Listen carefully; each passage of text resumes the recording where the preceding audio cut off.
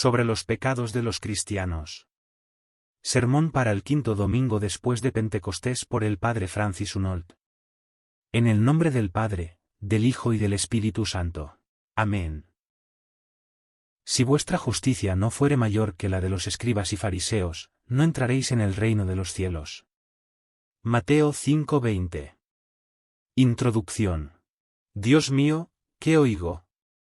¿Es suficiente para excluir a un cristiano eternamente del reino de los cielos, que no sea más justo y perfecto que los escribas y fariseos, es decir, los que eran considerados por los judíos como los más altos modelos de justicia?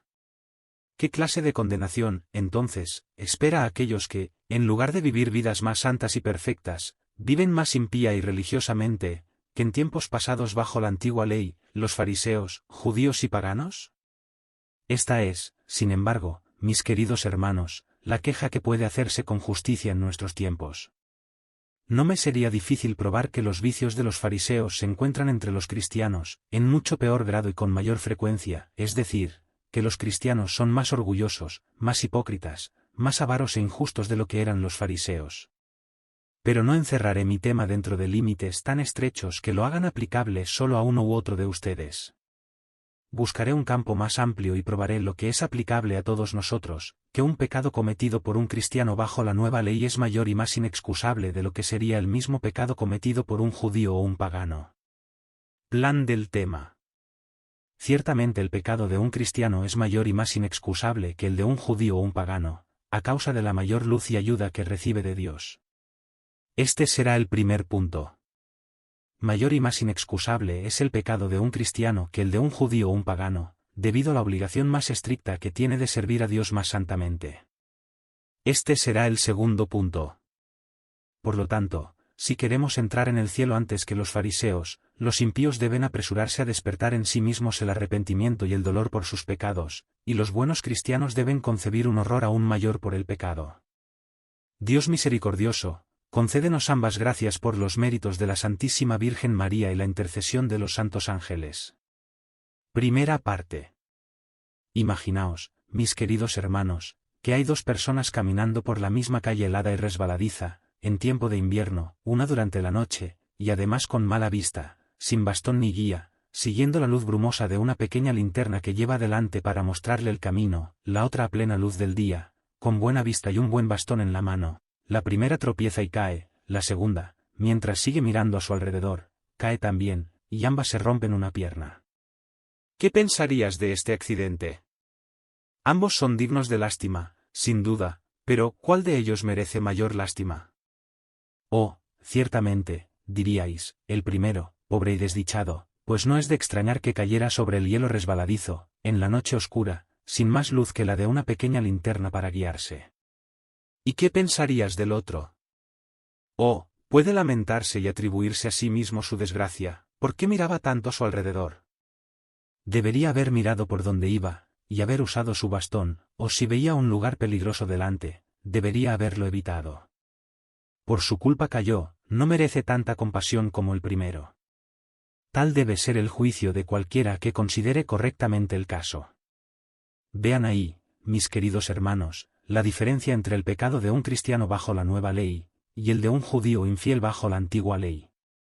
No importa quiénes seamos, todos debemos, según el fin de nuestra creación, recorrer el mismo camino hacia la felicidad eterna.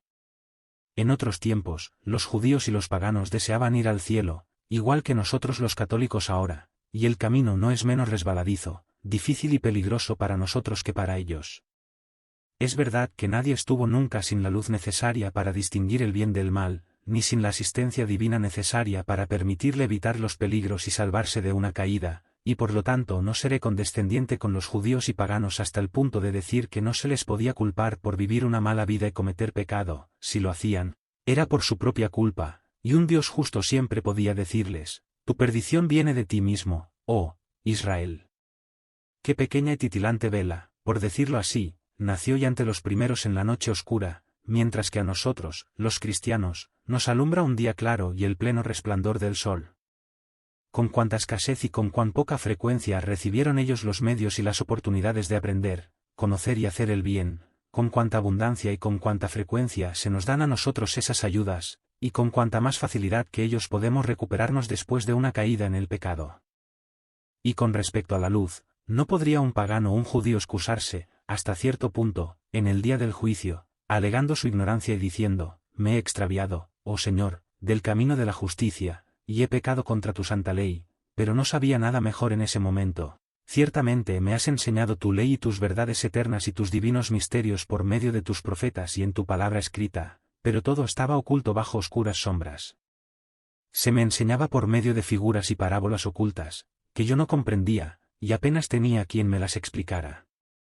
Pero, ¿cómo yo podría alegar ignorancia como excusa de mis pecados, y decir que no sabía lo suficiente? Yo, cristiano católico, que he sido enseñado en todas estas verdades, no por figuras y profecías místicas, sino por la clara palabra del Evangelio de Jesucristo, interpretada según su verdadero sentido y significado por una Iglesia infalible, explicada por tantos santos padres y doctores, y hecha tan fácil para mi inteligencia y apreciación por tantos sermones e instrucciones, como se prepara la comida para que la coma un niño, y además estoy animado, y casi obligado a observar este Evangelio y a vivir de acuerdo con él, por tantas advertencias y exhortaciones, por la lectura de buenos libros, por los ejemplos de los santos, y por la meditación diaria de las vidas de los buenos cristianos que me rodean. ¿Cómo podría yo, un cristiano, si me extravío, alegar ignorancia como excusa, ya que el camino está allanado ante mí, y no tengo nada que hacer sino lo que puedo ver claramente ante mis ojos, mientras tengo a Jesucristo, mi Salvador, que va adelante y me guía, de modo que mi tarea es, simplemente, hacer todo lo posible para imitar su vida, que se propone a todos los cristianos como modelo, y que es el camino infalible y único hacia el cielo? Oh, ciertamente no. No tienen excusa de su pecado. Así dijo Cristo antiguamente de los judíos, mucho más podría decirlo, hoy en día, de nosotros los cristianos, que recibimos tantas luces. Lo que dice Salviano es más que cierto, pecamos, no por ignorancia, sino por voluntad perversa y rebelde. No solo somos transgresores, como los judíos, sino que despreciamos y nos burlamos de la ley de Dios, como dice el mismo santo varón, como siervos obstinados y desobedientes, que conocen la voluntad de su Señor y no la cumplen. Cuando cometemos pecado, nuestra culpa es mayor y más difícil de excusar. Para ir a los detalles, con respecto a estos pecados, mis queridos hermanos, qué maravilla era que, en la antigua ley, los fariseos eran exaltados en su propia opinión y se estimaban mejores que la gente común. Todavía no habían sabido nada, o al menos no habían creído nada, de que el Hijo de Dios, anonadándose, tomara la forma de siervo y viniera, no a ser servido, sino a servir. No habían visto a este Dios encarnado, que se había escondido en una humilde casa, entre astillas y virutas, como un pobre aprendiz de carpintero, despreciado y desconocido. No le habían visto inclinarse para lavar los pies a unos pobres pescadores, ni ser objeto de burlas y mofas como un tonto y un pecador por parte de una multitud, y morir vergonzosamente en la cruz, por amor al hombre. Nunca habían oído, y tal vez nunca oirán las palabras del humilde Salvador, aprended de mí, que soy manso y humilde de corazón, el que sea el mayor entre vosotros, será siervo de los demás. Aquí, de nuevo, debo decir que no quiero defender el orgullo de los fariseos, quiero simplemente mostrar que el orgullo de un cristiano es mucho más inexcusable, porque, como dice San Bernardo, que hay más intolerable, desvergonzado y culpable, que un cristiano, que ve y sabe por la fe cómo se humilló el gran Dios del cielo y de la tierra, se esfuerce por conseguir honores y un gran nombre. ¿Qué impudicia más desvergonzada puede haber, cuando la majestad infinita se humilla como un gusano, según las palabras del mismo Señor, que el que un miserable mortal, un pobre gusano de la tierra, se envanezca de orgullo? Era más tolerable y más excusable en un judío, si no podía olvidar o perdonar una injuria. Porque, en aquellos días, ¿qué ejemplo heroico habían visto los hombres que los alentara en ese sentido? Pensaban que la ley los obligaba a amar a sus amigos, pero no a sus enemigos.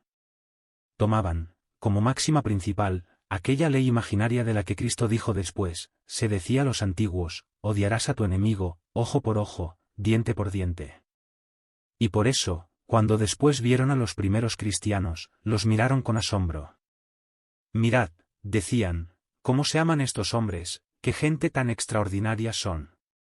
Pero un cristiano, un discípulo de Jesucristo, educado en la escuela de la cruz, que tantas veces oye de labios de su maestro las palabras, pero yo os digo, amad a vuestros enemigos, haced el bien a los que os odian. Un cristiano, que sabe bien que su Señor y Dios sufrió en la cruz por los que le torturaron y asesinaron, ¿cómo podría tal persona paliar o excusar su rencor y odios secretos, su venganza y celos, cuando trata de suplantar a su prójimo, sus maldiciones y calumnias cuando da expresión a su odio amargo contra sus semejantes? O, bien podría decir que lo que era pecado para los judíos es doble pecado para los cristianos. Es de extrañar que, en otros tiempos, un pagano o un judío se entregaran a la impureza, la sensualidad, la gula o la embriaguez. Tal es la pregunta que Tertuliano plantea a quienes, en su tiempo, apelaban a la antigua ley para paliar y excusar su autoindulgencia. En la antigua ley no se sabía nada de la castidad perpetua, y la virginidad perpetua se consideraba una desgracia para una familia, incluso a los hombres más santos se les permitía una pluralidad de esposas. Dejemos que la carne se salga con la suya, antes de la venida de Cristo, respondió Tertuliano. Todavía no era digna de un don tan grande como el de la castidad, porque aún no había sido purificada por el Verbo de Dios encarnado, ni lavada en su sangre por el bautismo y así elevada a una vida más pura y perfecta. Todavía no había sido adornado con esos gloriosos títulos, todavía no había sido llamado cuerpo de Cristo, miembros de Cristo, casa de Dios, templo del Espíritu Santo. Y todos estos títulos pertenecen ahora a nuestros cuerpos, desde que Dios nació de una Virgen Inmaculada y se revistió de nuestra carne. Por eso el apóstol nos advierte tan enérgicamente que debemos tener nuestros cuerpos en el más alto honor, y tratarlos como conviene al cuerpo de Cristo, y que no debemos ni siquiera nombrar pecados de impureza, o deshonrarlo con un mal pensamiento, un cuerpo que es santificado por y a través de Cristo. Si ahora la antigua ley escrita, es más, incluso la ley natural, considera los pecados de impureza como tan graves que, por su causa, un Dios airado destruyó ciudades y países enteros, como Sodoma y Gomorra, e inundó toda la tierra y ahogó a toda criatura humana en ella, excepto a unas pocas almas justas, y condenó a la mayoría, si no a todas, al infierno para siempre. Cuán abominable, intolerable e inexcusable a los ojos de Dios no debe ser la impureza de un cristiano, que es miembro de Cristo y templo de Dios. Y ese vicio es tan común entre los cristianos hoy en día, y tanto más inexcusable. No tienen excusa para su pecado. Si las mujeres judías se vistieran en un estilo tan vano, frívolo e indecente, como es ahora la diabólica costumbre en muchas ciudades cristianas, podría haber habido alguna pequeña excusa para ellas, porque no sabían nada del pobre, humilde y santo Evangelio de Jesucristo, ni del ay que la anuncia. Ay del hombre por quien viene el escándalo, no importa cómo se dé el escándalo. Tampoco sabían nada de la nueva moda que los apóstoles Pedro y Pablo introdujeron entre las mujeres cristianas. San Pablo escribe: deseo, pues, que las mujeres se vistan con ropa decente, adornándose con modestia, fíjense en estas palabras, y sobriedad, no con cabellos trenzados, ni oro, ni perlas. Como habría gritado San Pablo, si viera las modas del mundo en estos días, que hacen cerrar los ojos a quienes son modestos y desean conservar puros sus corazones. Oh, Salviano, grita de nuevo, para que te oiga toda la cristiandad, no pecamos por ignorancia, sino por voluntad perversa. Nosotros los cristianos, cuando pecamos, sea cual fuere el vicio, no pecamos por ignorancia, sino con voluntad deliberada, perversa y rebelde. No debemos ser excusados, nuestra luz, nuestro conocimiento es demasiado grande. Además de todo esto, tenemos tantas ayudas y oportunidades para evitar el mal, hacer el bien y salvar nuestras almas. Pobre gente. A veces pienso, pobres gentes, que antes vivíais en el judaísmo o en el paganismo, que mal estabais en comparación con nosotros, los cristianos. Vuestros sacramentos eran solo una sombra, una figura de los nuestros, y de ellos recibíais la gracia de Dios gota a gota, mientras que nosotros podemos recibirla ahora, si queremos, como un torrente impetuoso. Si alguno de vosotros había ofendido gravemente a Dios, no tenía otro medio de alcanzar la felicidad eterna que la caridad perfecta, y el arrepentimiento, y el dolor, junto con el sufrimiento de los terribles castigos que generalmente se infligen al pecado, mientras que nosotros podemos ser absueltos de nuestros pecados tan fácilmente en el sacramento de la penitencia, y podemos ser liberados por las indulgencias del castigo que les es debido. Vosotros no teníais, como sacrificio de expiación por el pecado, más que la carne de carneros y machos cabríos, que ofrenda tan miserable, mientras que nosotros tenemos la carne y la sangre de Jesucristo, sacrificio infinito, para ofrecer diariamente al Padre Eterno, sobre el altar. Para ustedes el Señor, como un juez severo, tenía una vara de hierro siempre lista en su mano, cuando un crimen más serio era, hablando en general, seguido inmediatamente por el terrible castigo de la muerte eterna, mientras que él trata con nosotros como una madre, que tomará la vara en sus manos 20 veces para amenazar, pero apenas una vez para golpear. En una palabra, ustedes fueron tratados como siervos y esclavos de Dios, nosotros tenemos el gran honor, como dice el apóstol, de que somos hermanos de Cristo, de que hemos sido llamados y somos hijos de Dios. Pero, precisamente por esto, debo mirar el asunto bajo otra luz, y decir, miserables y desdichados cristianos. ¿Por qué no vivís más santamente y amáis más a vuestro Dios de lo que lo hicieron los judíos y paganos? Cuanto más inexcusables sois, cuanto más merecedores de castigo, cuando deliberadamente ofendéis a vuestro Dios. Así es, mis queridos hermanos, un solo pecado, cometido por nosotros los cristianos, hace una herida más profunda en el corazón de nuestro Padre Celestial que 20 pecados de un judío o pagano, a causa de las mayores luces y ayudas que recibimos de Dios. Lo mismo hay que decir también a causa del contrato más estricto que hemos hecho con Dios, para servirle más santamente, como veremos en la segunda parte. Mucho mayor y más hiriente es la injuria que, inmerecida y sin causa, sufro de un amigo querido, que me ha jurado amor y fidelidad constantes, que la que sufro de un extraño, que no tiene nada en común conmigo, salvo que somos semejantes. Y eso es evidente. No es de extrañar que un soberano sea a menudo atacado por enemigos extranjeros. Eso no es nada nuevo, ni es en absoluto algo intolerable, aunque a menudo se haga en apoyo de la injusticia. Pero, si fuera atacado por sus propios súbditos, después de haberlo reconocido como su legítimo gobernante designado por Dios, y le hubieran jurado lealtad, si fuera atacado por sus propios oficiales y soldados, después de haber prestado el juramento de fidelidad, sería un crimen que merecería, no una, sino 2 o 3 muertes, porque, junto con la injusticia, está la maldad del desprecio, la desobediencia, el perjurio y la rebelión. Mucho más grave y doloroso es el daño que sufre un marido que encuentra a otro en relaciones con su mujer, que si lo encuentra cometiendo el mismo pecado con su hermana o hija. ¿Por qué? Porque su mujer ha jurado entregarle solo a él su corazón, y se ha entregado al después de Dios, en el sacramento del matrimonio. De modo que, además del delito de impureza, está también el de injusticia y adulterio.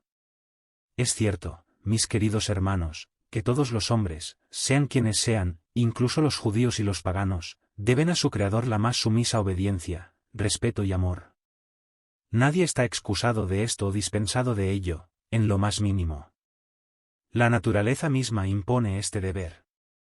San Agustín dice, el cielo y la tierra nos gritan que debemos amarte, oh Señor. Pero también es verdad que el cristiano está más obligado por este deber que los demás hombres. ¿Por qué? Porque él, además de la obligación que incumbe a todos los hombres y que la misma naturaleza impone, se ha obligado a sí mismos, por un título especial y superior, al constante amor y servicio de su Dios. Pensad, cristianos, en el contrato irrevocable que habéis hecho con Dios en el santo bautismo, en el que Él prometió consideraros como hijos suyos, y vosotros os comprometisteis a rendirle el debido honor y obediencia, como Padre vuestro. Entonces, públicamente y en presencia de testigos, protestasteis, con solemne juramento, que no tendríais nada que ver, durante toda vuestra vida, con el diablo y sus pompas y vanidades, ni con la carne o los usos corruptos del mundo, y que permaneceríais siempre fieles a vuestro Dios. Renuncio, fueron las palabras que usasteis, renuncio a todo lo que no es agradable a Dios. Ninguna lealtad de los campesinos a su terrateniente, o de los soldados a su general, ningún contrato entre personas casadas, tiene tanta fuerza o poder obligatorio, como este contrato bautismal. De ahí que los santos padres llamen al bautismo, unas veces, leva de soldados, en la que los hombres son enrolados bajo la bandera de Cristo para luchar sin cesar contra los enemigos de Dios, y otras, matrimonio espiritual entre el alma y su esposo celestial, en el que el cristiano entrega todo su corazón y su amor solo a Dios para siempre. Este contrato se refuerza con las confesiones y comuniones subsiguientes, aunque no con palabras expresas, pero implícitamente se ratifica, se aprueba y se renueva. Es fácil ver que ningún fariseo, judío o pagano hizo jamás tal contrato con Dios. Y, sin embargo, si alguno de estos últimos transgredía la ley divina, no tenía excusa y merecía el castigo eterno del infierno. Cuán enorme debe ser, pues, tu pecado, oh cristiano católico. Cuando pecas, no te limitas a despreciar el mandato de Dios, como un judío o un pagano, sino que cometes un adulterio espiritual, y eres culpable de perjurio y rebelión contra tu legítimo Señor, a quien, de modo especial, has jurado solemne y públicamente fidelidad eterna. Oh, qué cosa tan terrible es, dice el mismo Señor, por boca del profeta Ezequiel, prosperará y ganará su salvación, el que hace tales cosas, quedará impune, el que ha violado un contrato. Salviano, hablando de obras de teatro, comedias y votaciones, en las que se viola, o al menos se pone en peligro, la pureza sagrada, dice que es pecado que un pagano o un judío estén presentes en tales cosas, pero ni de lejos es un pecado tan grande como lo sería para un cristiano, porque, si el primero es inducido por ello a pecar contra la pureza, no profana, en todo caso, la santidad del sacramento, como deberíamos hacer nosotros, ni actuaría, como nosotros, contra su promesa, de modo que no sería culpable de perjurio, como deberíamos serlo nosotros. Pero que un cristiano, que ha renunciado públicamente a Satanás y a sus obras, y se ha entregado en alma y cuerpo a Dios, imite a los paganos en esta materia, que un cristiano cometa crímenes graves, eso no es una violación ordinaria de la ley divina, es una apostasía espiritual, una idolatría, un adulterio y una negación de Dios. ¿En qué pensamos los cristianos? ¿Qué excusa podemos poner para nuestros pecados? Hacemos profesión abierta del don de la salvación, y al mismo tiempo lo negamos deliberadamente. ¿Dónde está nuestro cristianismo? ¿Hemos jurado fidelidad a Dios en el sacramento, solo para hacer nuestros pecados más graves e inexcusables? En verdad, mis queridos hermanos cristianos, si los judíos y paganos están condenados a causa de sus pecados, como declara el Señor en el Evangelio de San Juan, no tienen excusa para su pecado. ¿Qué puede esperar un cristiano impío, que goza de una luz tan perfecta, de auxilios y gracias tan frecuentes, de un vínculo y relación tan estrecha con Dios? Si es verdad, según las palabras infalibles de Dios mismo, que no podemos entrar en el cielo, a menos que nuestra justicia abunde más que la de los escribas y fariseos, ¿qué clase de cielo podemos esperar, o más bien, qué clase de infierno nos espera, si no solo no somos más perfectos y justos, sino incluso más viciosos y pecadores que ellos? San Agustín me proporciona aquí un símil adecuado, cuando compara a los cristianos con los sarmientos de la vid, y a los judíos y paganos con los robles y hayas del bosque. ¿Qué madera es mejor y más preciosa? Ciertamente, responde, mientras ambos estén verdes, la vid es más valiosa que los árboles del bosque, porque produce un fruto valioso y agradable, mientras que estos no pueden producir más que hojas verdes de muy poca utilidad.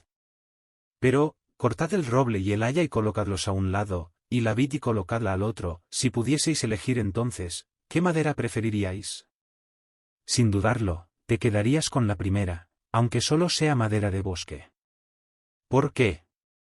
Porque, piensas, esa madera puede ser útil cuando se corta y se cepilla, puedes hacer sillas y mesas o lo que quieras con ella. Pero, ¿para qué sirve la vid cuando se corta? Ni siquiera se puede hacer de ella un clavo de madera, solo sirve para el fuego. Tal es la diferencia, dice San Agustín, entre cristianos e infieles. Un cristiano bueno y piadoso es un sarmiento que crece en la vid, que es Cristo, yo soy la vid y vosotros los sarmientos. Mientras está unido a Cristo, da buenos frutos, que son agradables a los ojos de Dios, hace más por el honor y la gloria de Dios que todos los judíos e infieles juntos, pues estos solo dan hojas verdes e inútiles en el bosque. En cambio, un cristiano malvado, en cuanto se separa de la vid por un pecado mortal, es mucho peor y más inútil que un infiel. ¿Por qué? Porque, cuando es iluminado por la gracia de la fe, el Señor puede hacer de él un vaso de honor en su casa, es decir, en la Iglesia, para mostrar su poder y su bondad, pero un falso cristiano, un cristiano solo de nombre, que vive según el mundo y la carne, es una desgracia para la casa de Dios, de modo que, al ser cortado de la vid, si no se arrepiente, no sirve más que para el fuego del infierno.